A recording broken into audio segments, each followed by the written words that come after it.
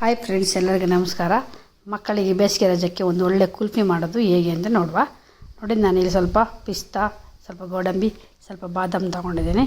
ಇದನ್ನೊಂದು ಜಾರಿಗೆ ಹಾಕ್ಕೊಂಡು ನಾವು ತರಿಯಾಗಿ ಇಲ್ಲದ್ರೆ ಫೈನ್ ಪೇಸ್ಟ್ ನಿಮ್ಗೆ ಹೇಗೆ ಅನುಕೂಲ ಆಗುತ್ತೆ ಹಾಗೆ ಪೇಸ್ಟ್ ಮಾಡ್ಕೊಂಡು ಬರುವ. ಇದು ಪೇಸ್ಟನ್ನು ಪುಡಿ ಮಾಡ್ಕೊಂಡು ಬರುವ.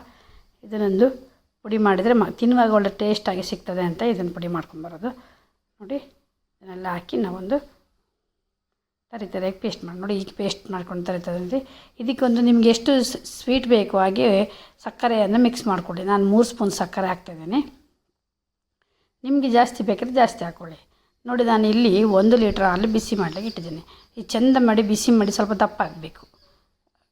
ಬಿಸಿ ಮಾಡಿ ಒಂದು ಸ್ವಲ್ಪ ಗಟ್ಟಿಯಾಗಿ ಬಂದರೆ ಅದು ಒಳ್ಳೆ ಟೇಸ್ಟ್ ಬರ್ತದೆ ಅಂತಲೇ ಹೇಳ್ಬೋದು.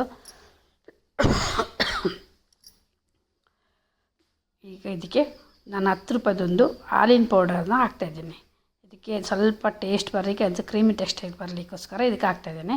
ಇದನ್ನು ಬೇಕಿದ್ದರೆ ಹಾಕ್ಕೊಳ್ಳಿ, ಇಲ್ಲದ್ರೆ ಬೇಡದ್ರೆ ನೀವು ಸ್ಕಿಪ್ ಮಾಡ್ಬೋದು. ನೋಡಿ, ಇದು ಅದು ಹಾಕಿದ ತಕ್ಷಣ ಸ್ವಲ್ಪ ಗಟ್ಟಿ ಬರುತ್ತೆ, ಸ್ವಲ್ಪ ಲೈಟಲ್ಲಿ ಗಟ್ಟಿ ಬರುತ್ತೆ.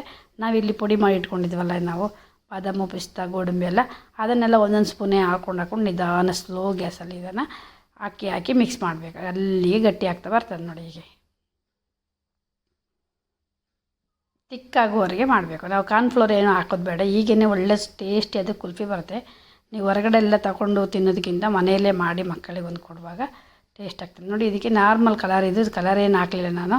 ಇದೇ ಕಲರ್ ನೋಡಿ, ನಾವು ಪಿಸ್ತಾ ಎಲ್ಲ ಹಾಕಿದ್ದೀವಲ್ಲ ಅದರದ್ದೇ ಕಲರ್, ನ್ಯಾಚುರಲ್ ಕಲರ್ ಬರ್ತದೆ.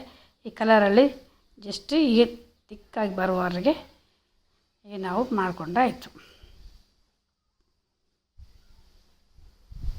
ಈಗ ಆದ ನಂತರ ನಾವು ಸ್ವಲ್ಪ ಗ್ಯಾಸ್ ಬಂದ್ ಮಾಡಿ ಈಗ ಒಂದು 2 ನಿಮಿಷ 5 ನಿಮಿಷ ಹೀಗೆ ಬಿಟ್ಬಿಡುವ. ನಾನಿಲ್ಲಿ ಪೇಪರ್ ಗ್ಲಾಸ್ ತೊಗೊಂಡಿದ್ದೀನಿ.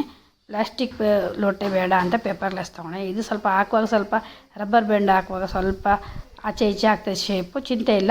ಇದನ್ನೇ ತೊಗೊಂಡ್ರೆ ಆಯಿತು. ಇದು ಎಷ್ಟು ಹೆಲ್ತಿ ಅಂತ ತೊಗೊಂಡಿದ್ದೀನಿ. ಇದನ್ನು ನಾನೊಂದು 5 ಗ್ಲಾಸ್ ತೊಗೊಂಡು 5 ಗ್ಲಾಸಿಗೆ ಇದೆಲ್ಲ ಹಾಕ್ತಾಯಿದ್ದೀನಿ. ನೋಡಿ, ಕುಲ್ಫಿ ಮೋಡ್ ಬೇಕು ಅಂತಿಲ್ಲ. ನೋಡಿ, ಇದ್ದದ್ರಲ್ಲಿ ನ್ಯಾಚುರಲ್ ಆಗ್ಬೋದು.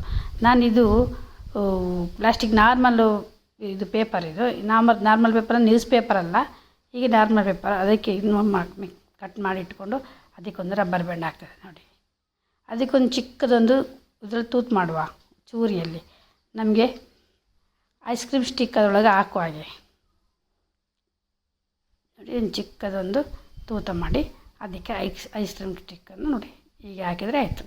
ನಮಗೆ ಸ್ಟಿಕ್ ಗಟ್ಟಿ ನಿಲ್ಲುವ ಹಾಗೆ, ಅದು ಸುಮ್ಮನೆ ಹಾಕಲಿಕ್ಕೆ ನಿಲ್ಲುವುದಿಲ್ಲಲ್ಲ, ಹಾಗೆ ಇದನ್ನು ನಿಲ್ಲಿಸೋದು. ನೋಡಿ, ಹೀಗೆ ಹಾಕಿ ಸ್ವಲ್ಪ ಅದರ ಶೇಪ್ ಆಚೆ ಈಚೆ ಆಗ್ತದೆ, ಆದರೆ ನಮಗೆ ಕುಲ್ಫಿ ಒಳ್ಳೆ ರೀತಿಯಲ್ಲಿ ಬರುತ್ತೆ. ನೋಡಿ, ಇದು ನಾರ್ಮಲ್ ಪ್ಲಾಸ್ಟಿಕ್, ಇದೆಲ್ಲ ಸಹ ಮಾಡಿ ತೋರಿಸಿದ್ದೇನೆ. ನೋಡಿ, ಇದನ್ನು ಹಾಕಿ ಇದಕ್ಕೆ ಸುತ್ತ ಪೇಪರ್ ಹಾಕಿ ಇಟ್ಟರೆ ಸಾಕದು. ಅಲ್ಲಾಡಲಿಲ್ಲದ್ರೆ ಆಯಿತು.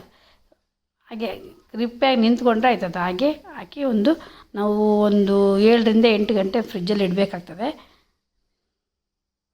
ಇದನ್ನು ತೆಗೆದು ಫ್ರಿಜ್ಜಲ್ಲಿ ಇಟ್ಬಿಟ್ರೆ ಆಯಿತು. ನೋಡಿ, ಈ ಥರ ಪ್ಲಾಸ್ಟಿಕ್ ತೆಗೆದು ನಾನು ಇದನ್ನು ಮಾಡಿಟ್ಟೋದು ಕಟ್ ಮಾಡಿ ಸ್ಕ್ವೈಲಾಗಿ ಕಟ್ ಮಾಡಿ ಹಾಕ್ಕೊಂಡಿದ್ದೀನಿ. ಇದನ್ನೆಲ್ಲ ಫ್ರಿಜ್ಜಲ್ಲಿ ಇಟ್ಬಿಡುವ. ನೋಡಿ, ಈಗ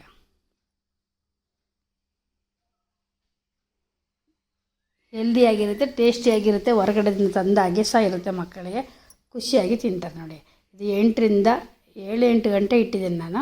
ಇದನ್ನು ನೋಡಿ ತೆಗಿತಾಯಿದ್ದೀನಿ, ಎಷ್ಟು ಒಳ್ಳೆಯದು ಬಂದಿದೆ ಅಂತ.